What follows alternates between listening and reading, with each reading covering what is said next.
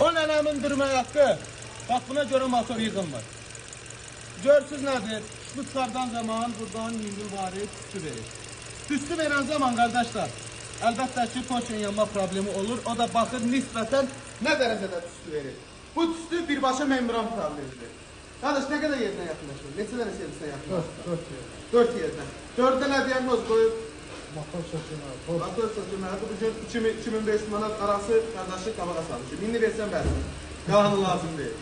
Qardaşlar, biz bugünkü günü bu cür çəkilər edirik ki, sizin də başınıza gəlib aldanmayaq.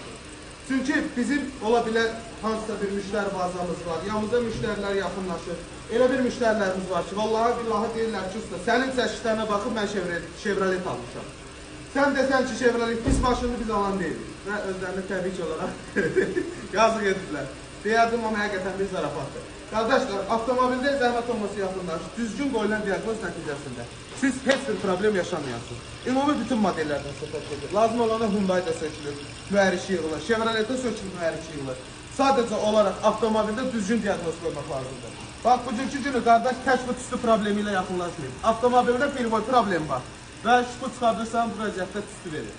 Amma bu poşen yanma nəticəsi deyil.